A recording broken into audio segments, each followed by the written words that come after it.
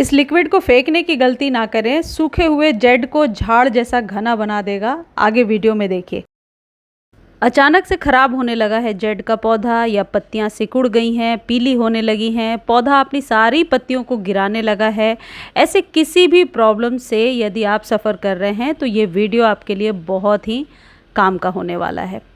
देखिए, मेरे पौधे के साथ भी ऐसा हुआ था। सारी पत्तियां गिर रही थीं और पौधा जो है अचानक रूखा बेजान सा दिखने लगा था। ऐसा क्यों होता है ये वीडियो में आगे हम शेयर करेंगे, जिससे आपको आगे से प्रिकॉशन रखना होगा कि ये वाली गलती ना हो। और दूसरा, यदि पौधा ख़राब होने लगा है, पत्तियां गिरा रहा है, ड्रूपी हो रहा है, तो इसको ठीक कैसे करना है। देखिए, जेड जो है एक लकी पौधा है। वैसे तो ये नॉर्मल सकुलेंट है, लेकिन ऐसी मान्यता है कि इसको घर में रखने से घर का वास्तु भी ठीक होता है और गुड लक लेकर आता है। ये एक लकी प्लांट भी है। तो जेड के पौधे को आजकल सभी लोग अपने घर में लगाने लगे हैं। जेड की 2 से 3 वैरायटीज़ अभी आपको नर्सरी पर मिल जाएंगी। वैसे तो इसको पूरे साल लगाया जा सकता है, लेकिन बरसातों में और स्प्रिंग में इस पौधे को लगाने का सही टाइम है।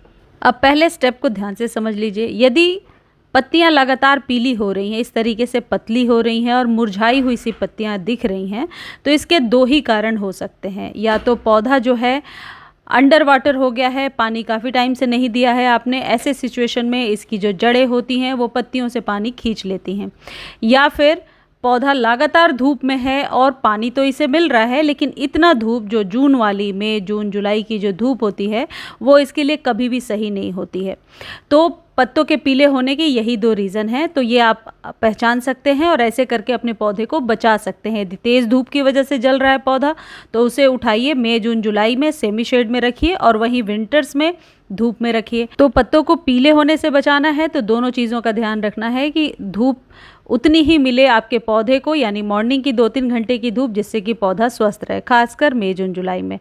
अगली बहुत ही इंपॉर्टेंट चीज़ ये है कि यदि आप इसके ग्रोथ को बढ़ाना चाहते हैं या फिर आप चाहते हैं कि आपका पौधा लगातार बुशी होता रहे, तो इसके लिए आपको कटिंग प्रूनिंग ज़रूर करना होगा।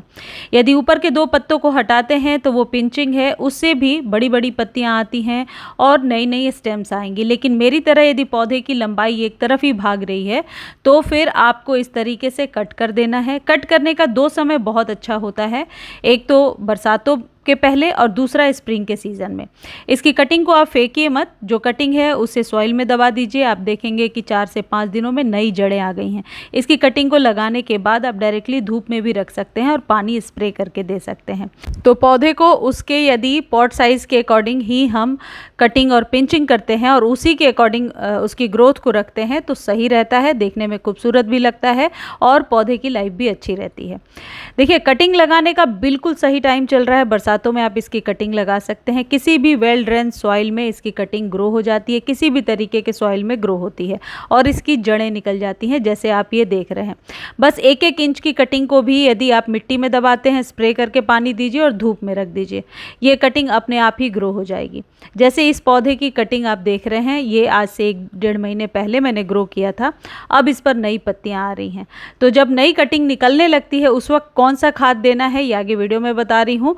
कटिंग को घना बनाने के लिए ये जो खाद आगे मैं आपको बता रही हूँ, ये सभी प्रकार के कटिंग्स को दिया जा सकता है। ये जो घरेलू खाद मैं आपको बता रही हूँ ये कैल्शियम से भरपूर है और सभी प्रकार के कटिंग्स को अभी आप बरसातों में दे सकते हैं। इसका स्प्रे नहीं करना है, डायरेक्टली जड़ों में डालना है। आपके घर में यदि दूध फट जाता है और उसका आप पानी अलग कर लेते हैं और पनीर अलग कर लेते हैं, तो जो पानी है वो आप अपने सभी पौधों में डायरेक्टली डाल सकते हैं। चाहे तो उस पानी में नॉर्मल वाटर मिला करके भी डाल सकते हैं। ये कैल्शियम से भरपूर होता है और यदि 5 से लेकर 8 इंच के बीच का कंटेनर है तो 1 कप चाय पीने वाले कप से आप अंदाज से इसमें डाल दीजिए और फिर इसे जब आप चाहें रिपीट कर सकते हैं। ये आपके कन्वीनियंट पे डिपेंड करता है, लेकिन हमेशा से इस लिक्विड के बारे में मैंने आप लोगों को बताया है और ये हमेशा पौधों पर काम करता है। ये बरसातों में भी इस्तेमाल किया जा सकता है। जब भी सॉइल ड्राई होगी तो आप इस तरीके के लिक्विड का इस्तेमाल कर सकते हैं। होममेड लिक्विड है लेकिन इसके फ़ायदे बहुत ज़्यादा हैं।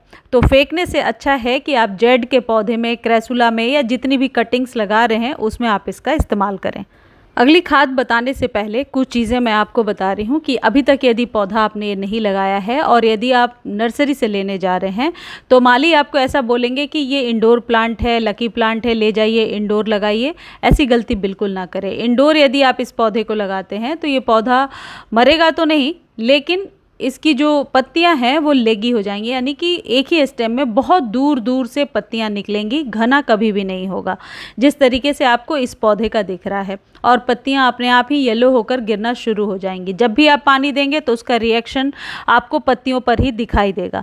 तो इसलिए आप न्यू गार्डनर हैं या पहली बार लगाने जा रहे हैं तो इस बात का ध्यान रखिए कि इस पौधे को रीपॉटिंग के बाद या हमेशा 3 से 4 घंटे की धूप ज़रूरी है, अदरवाइज़ पौधा बचता नहीं है।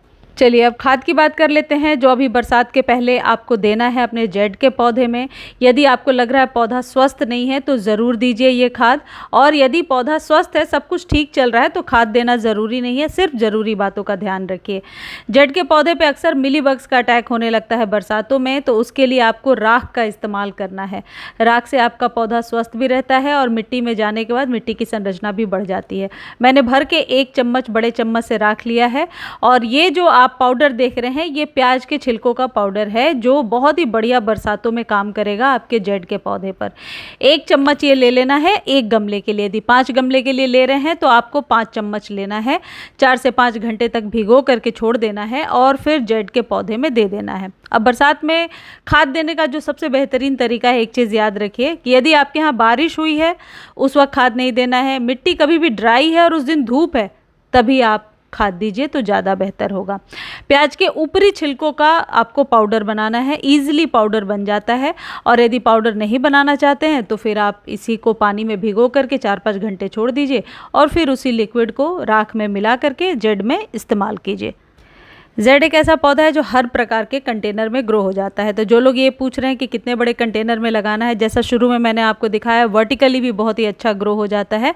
और इसकी जब आप सॉइल बना रहे हैं तो 30 या 40% यदि गार्डन सॉइल है तो उसमें सैंड ज़रूर 30-40% मिला लीजिए और बाकी के रेशियो में कंपोस्ट, जैसे मेरे पौधे में आप देख रहे हैं इसकी मिट्टी में कम से कम 30-40% सैंड ज़रूर है, जिससे कि एक तो कटिंग जल्दी ग्रो हो जाती है क्योंकि मिट्टी में पानी नहीं रहता, रुकता नहीं है, और दूसरी चीज़ जड़ें कभी भी सड़ती नहीं हैं।